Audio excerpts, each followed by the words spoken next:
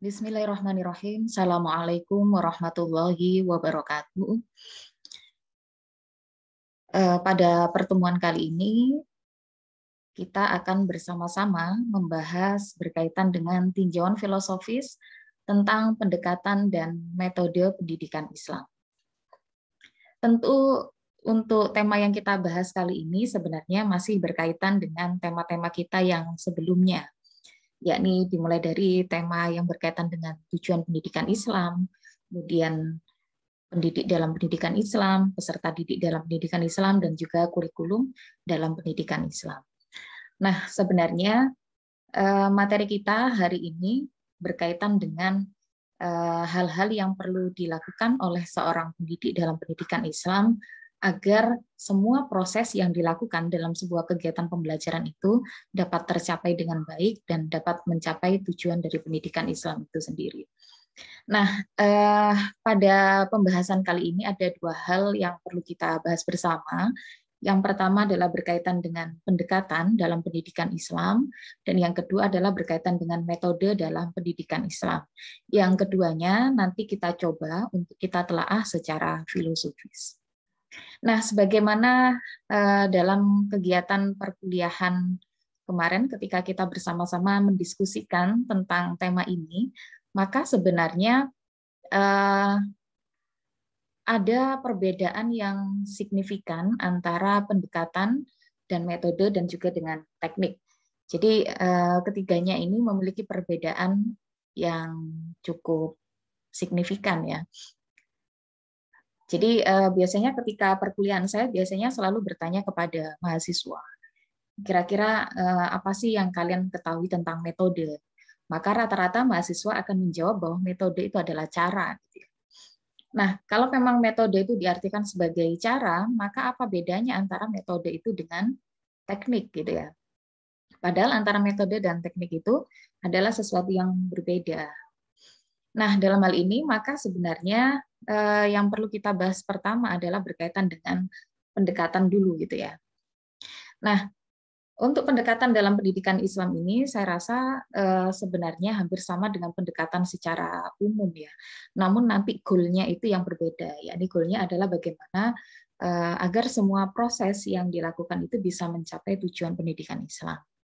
Nah, mari kita awali dengan mendefinisikan pendekatan itu sendiri. Jadi pendekatan atau approach itu berarti sebuah proses, perbuatan, dan cara mendekati. Jadi pendekatan ya berarti cara kita mendekati gitu ya.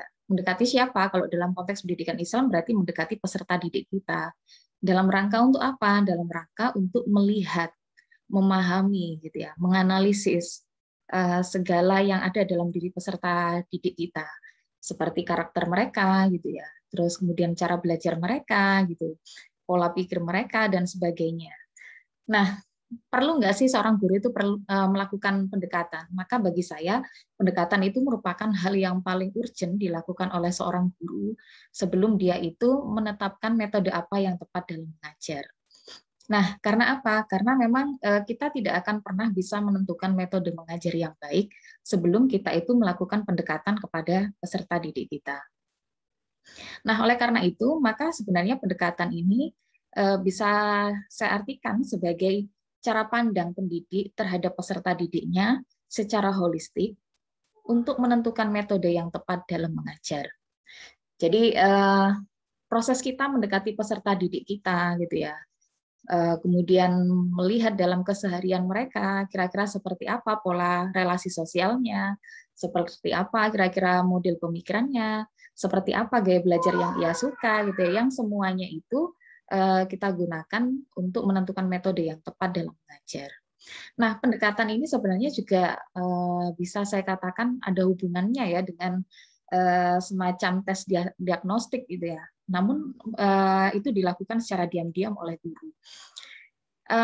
Tes diagnostik ini sebenarnya dibutuhkan dalam rangka untuk melihat gitu ya. Oh, kalau ternyata peserta didik itu dengan tipe yang seperti ini, sebaiknya masuk kelas ini. Sementara kalau tipe peserta didiknya seperti ini, maka masuk kelas yang satunya lagi. Gitu. Jadi sebenarnya diagnostik seperti ini tuh menjadi penting karena apa? Karena tidak mungkin peserta didik itu diberikan perlakuan yang sama gitu ya antara anak yang mungkin dalam tataran tertentu adalah anak yang sangat aktif dengan kemudian anak yang kemudian lebih cenderung pasif gitu. Maka pembedaan kelas itu sebenarnya hal yang penting karena apa? Supaya nanti ketika mengajar itu diberikan metode yang tepat gitu ya untuk anak-anak dengan karakter yang hampir sama. Nah, ini kalau pendekatan itu dikaitkan dengan konteks pendidikan Islam, maka sebenarnya pendekatan pendidikan Islam itu berarti suatu proses, perbuatan, dan cara mendekati subject matter. Subject matter dalam hal ini adalah peserta didik, gitu ya, yang dilakukan oleh seorang pendidik untuk mengetahui secara holistik kondisi peserta didiknya, guna menentukan metode pembelajaran yang tepat agar tercapai tujuan pendidikan Islam. Nah, jadi sebenarnya pendekatan ini merupakan langkah awal gitu ya, langkah awal yang dilakukan oleh guru dalam rangka untuk menentukan metode. Nah, maka ketika kita ditanya ya kira-kira metode apa sih sebenarnya yang tepat yang kita gunakan untuk kita mengajar, maka sebenarnya kita tidak akan bisa menjawab itu. Karena apa? Karena belum tentu nanti karakter kelas yang saya pegang itu sama dengan karakter dari kelas-kelas yang lainnya.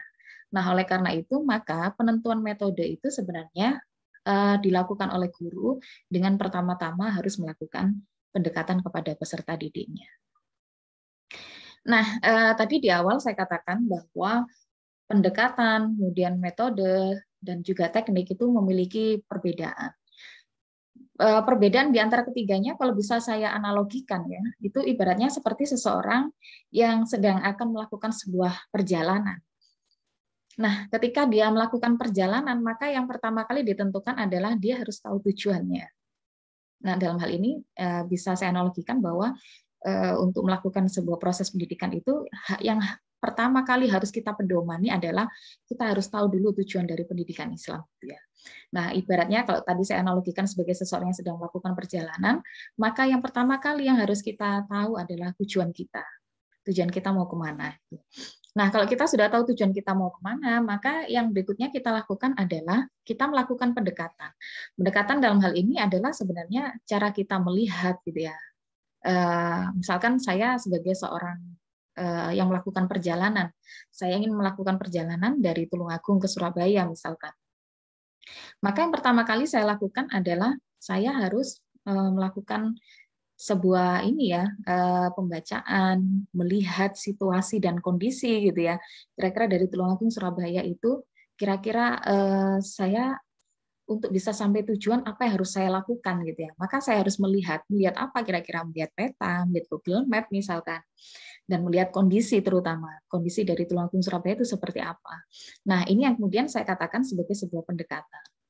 Nah, jika kemudian saya sudah memahami kira-kira dari Tulungagung ke Surabaya itu seperti apa kondisinya dan kira-kira seperti apa jalannya gitu ya, maka kemudian saya akhirnya nanti sambil memetakan juga kira-kira yang memungkinkan itu untuk sampai ke sana itu yang memungkinkan itu dengan moda apa, moda darat, apa moda laut, apa moda udara gitu ya.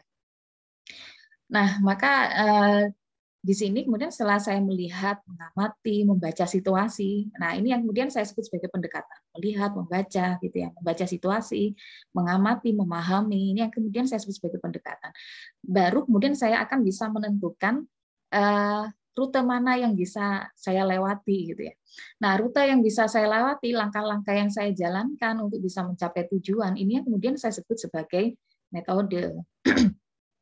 Jadi jalan mana yang memungkinkan bisa saya lewati dari Tulungagung ke Surabaya, ini yang kemudian saya sebut sebagai metode. Jadi metode itu berarti rangkaian jalan yang ditempuh oleh seorang guru untuk bisa mencapai tujuan. Itu sederhananya metode itu seperti itu. Nah, kemudian teknik itu berarti ketika saya sudah bisa menentukan jalan mana yang memungkinkan untuk saya lewati, maka baru kemudian saya menentukan cara untuk melewatinya, gitu ya. Cara untuk melewatinya kira-kira memungkinkan dengan menggunakan apa, maka saya akan menggunakan motor misalkan, atau saya akan naik mobil, atau mungkin saya akan naik angkutan umum. Nah, ini berarti teknik gitu ya. Jadi teknik itu berarti lebih teknis gitu ya. Teknik itu berarti lebih khusus dari metode, penjabaran dari metode gitu ya. Cara kita menerapkan metode itu berarti yang kita sebut sebagai teknik. Nah, jadi pendekatan, metode, dan teknik itu sesuatu yang berbeda, namun ketiganya itu adalah dilakukan secara berurutan, gitu ya. Proses yang dilakukan secara berurutan. Jadi pendekatan dulu, baru kemudian menentukan metode, baru kemudian diterapkan dengan menentukan teknik. Oke, kita lanjut. Nah, berkaitan dengan jenis pendekatan dalam pendidikan Islam ini, sebenarnya banyak sekali ya jenis-jenis pendekatan. Maka sebenarnya kalau kita kaitkan dengan pembahasan kita yang awal tadi, jika pendekatan itu adalah cara pandang seorang pendidik terhadap peserta didiknya dalam rangka untuk menentukan metode mengajar, maka dalam pendidikan Islam itu pendekatan itu dibagi menjadi beberapa pendekatan, gitu ya. Pendekatan ini sebenarnya kalau kita pernah belajar filsafat umum itu sebenarnya bisa kita lihat sebagai objek formal ya. Objek formal itu berarti point of view atau sudut pandang kita terhadap peserta didik kita. Maksudnya sisi apanya sih yang mau kita lihat dari peserta didik kita? Itu namanya pendekatan gitu ya, atau objek formal kalau dalam bahasa filsafat. Nah, yang pertama adalah pendekatan psikologis. Maka mendekati peserta didik itu bisa kita lihat dari ranah psikologisnya gitu ya. Tingkah lakunya misalkan, kemudian tutur katanya, oh tingkah lakunya seperti ini, berarti anak ini tipe kepribadiannya seperti ini. Oh anak ini cara bicaranya seperti ini, berarti dia ini model anak yang seperti ini. Berarti nanti dengan anak yang model yang seperti ini gitu ya, yang hiperaktif misalkan, maka saya nggak bisa kalau menentukan metode ceramah untuk dia, jangan-jangan nanti dia malah berulah gitu. Kalau misalkan dia anak yang hiperaktif, ternyata dikasih ceramah. Maka yang paling tepat biasanya diberikan metode yang lebih asik menurut dia gitu ya. Misalkan metode sosiodrama, atau kemudian metode karya wisata, atau metode belajar kelompok misalkan. Karena apa? Karena biasanya anak-anak yang hiperaktif ini nggak akan bisa diam gitu ya, nggak bisa diajak untuk slow gitu. Maka perlu metode yang lebih asik menurut dia. Kemudian pendekatan sosiokultural. Pendekatan sosiokultural ini berarti kita melihat peserta didik kita dari relasi sosialnya dia. Bagaimana cara dia berkawan gitu ya, bagaimana cara dia bergaul dengan orang-orang yang ada di sekitarnya, dan kira-kira bagaimana budaya yang ada di sekitar mereka gitu ya. Karena bagaimanapun kondisi lingkungan sosial dan lingkungan budaya peserta didik kita itu mempengaruhi cara mereka gitu ya dalam berpikir, dalam bertindak. Maka ini penting untuk juga kita lihat dari sisi peserta didik kita, juga ini sangat penting untuk bisa menentukan metode dalam mengajar gitu ya. Kemudian yang berikutnya adalah pendekatan religi. Ini artinya berarti bahwa seorang pendidik perlu melihat peserta didiknya dalam perspektif pemahaman keagamaannya. Jika pemahaman keagamaannya seorang peserta didik itu misalkan dia nampak tekstualis, jangan-jangan ini nanti terpengaruh orang tuanya atau mungkin lingkungannya gitu ya. Rata-rata dia hidup di wilayah yang tekstualis gitu ya. Tekstualis biasanya lebih cenderung konservatif gitu ya, kaku dalam memahami agama, maka nanti anak-anak yang seperti ini ketika kita mengajar bisa kita berikan metode mengajar dengan memberikan insight atau pemahaman gitu ya, dengan mengajak dia untuk diskusi misalkan berkaitan dengan bagaimana Islam yang ramah gitu ya, Islam yang menghargai perbedaan dan lain sebagainya. Kemudian yang berikutnya ada pendekatan historis atau kemudian melihat mereka dari sisi sejarah mereka gitu. Jadi ini penting sekali dilakukan oleh seorang guru karena biasanya anak dengan tipe-tipe tertentu itu karena memiliki latar sejarah gitu ya, latar sejarah yang berbeda-beda.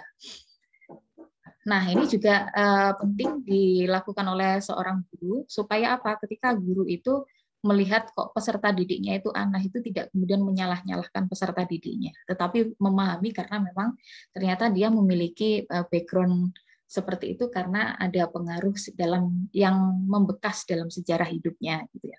Sehingga nanti perlu diberikan metode mengajar dengan cara yang lebih bisa mewadahi karakter dia. Kemudian pendekatan komparatif. Komparatif ini berarti perbandingan ya. Perbandingan itu artinya berarti membandingkan antara pendekatan yang satu dengan pendekatan yang lainnya. Kemudian ada pendekatan filosofis. Filosofis itu artinya berarti bahwa peserta didik itu kita lihat bahwa mereka ini sebenarnya adalah makhluk rasional gitu ya. Maka ketika kita lihat mereka sebagai makhluk yang rasional itu perlu kita tentukan metode yang tepat bagi mereka untuk memancing rasionalitas mereka gitu ya. Misalkan kita ajak mereka untuk berpikir gitu ya. Kita ajak mereka untuk menggunakan metode inquiry misalkan, atau metode-metode yang lainnya yang berkaitan dengan bagaimana mereka itu bisa menggunakan nalar kritisnya. Nah, maka kemudian dari sekian banyak pendekatan ini, kemudian ada pertanyaan, kira-kira apakah semua pendekatan ini perlu diterapkan oleh seorang guru gitu ya, ketika guru itu akan mengajar?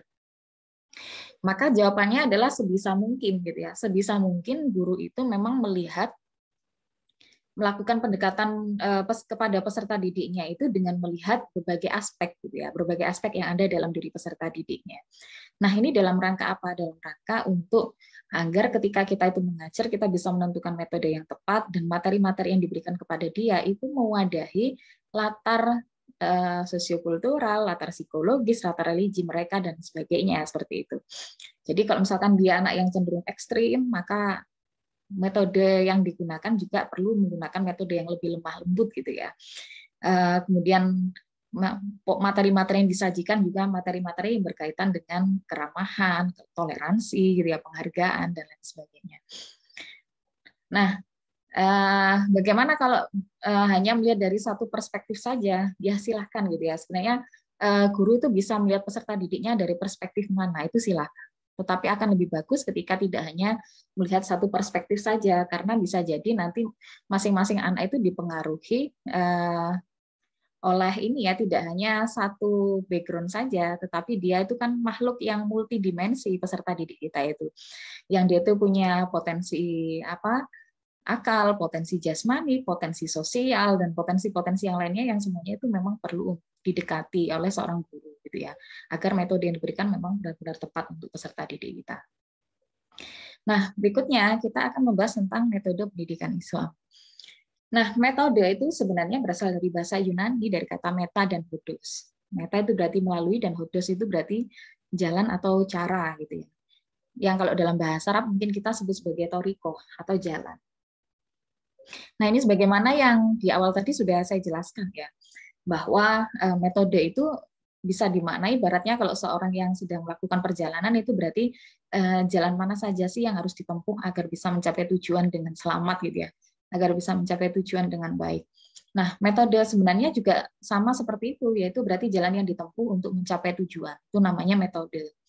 Nah, sementara berarti kalau metode pendidikan Islam itu berarti serangkaian jalan yang harus ditempuh oleh seorang pendidik dalam rangka mendidik peserta didiknya agar dapat mencapai tujuan pendidikan Islam. Itu berarti metode pendidikan Islam.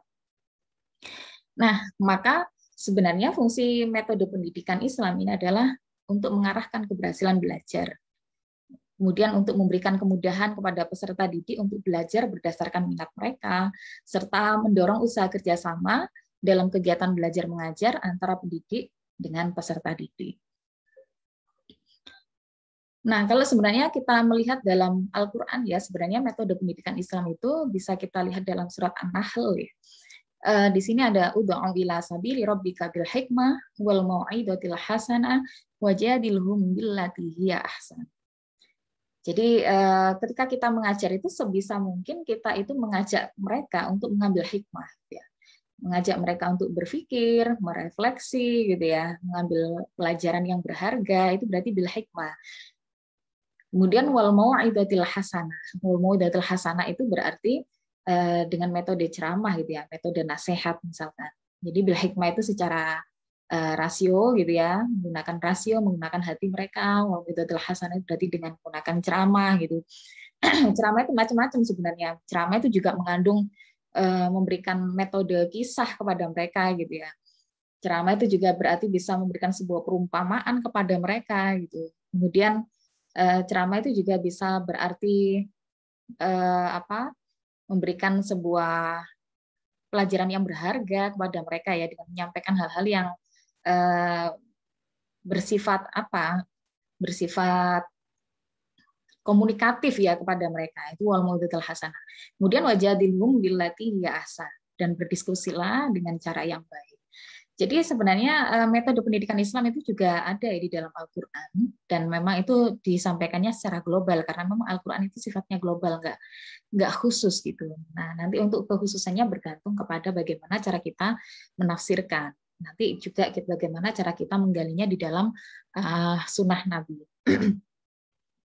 Nah, dasar untuk menentukan pendidikan Islam itu sebenarnya didasari atas dasar agamis. Dalam dasar agamis itu atau dasar agama dikatakan bahwa peserta didik itu sebenarnya adalah makhluk yang membawa potensi, atau kullu mauludin yuladu alal fitrah. Setiap bayi yang lahir itu dalam keadaan membawa fitrah gitu ya. Membawa fitrah itu membawa potensi. Atau setiap manusia itu tidak hanya memiliki satu dimensi saja, tetapi manusia itu pada dasarnya dalam multidimensi. Kemarin ketika kita membahas peserta didik dalam pendidikan Islam itu sudah kita bahas bahwa peserta didik itu memiliki 7 dimensi. Nah, oleh karena itu, maka metode pendidikan Islam itu perlu mempertimbangkan dimensi-dimensi yang ada dalam diri peserta didik agar jangan sampai kemudian potensi yang ada dalam diri peserta didik itu tidak diperhatikan sama sekali gitu ya. Maka metode mengajar itu perlu memperhatikan dan perlu untuk mengembangkan potensi-potensi yang ada dalam diri peserta didik. Nah, kemudian ada dasar biologisnya, dasar biologis, psikologis, sosiologis ini sebenarnya semua sudah tercover dalam dasar agamis gitu ya. Cuma tidak afdal kalau tidak dibedakan seperti itu. Karena biasanya orang cenderung mengatakan bahwa kalau dasar agama berarti metode itu ya harus sesuai dengan agama gitu. Tapi sebenarnya yang kita maknai dalam dasar agamis itu ya kita melihat bahwa dalam konteks pendidikan Islam bahwa peserta didik itu adalah makhluk yang bukan satu dimensi tetapi makhluk yang multidimensi itu tadi.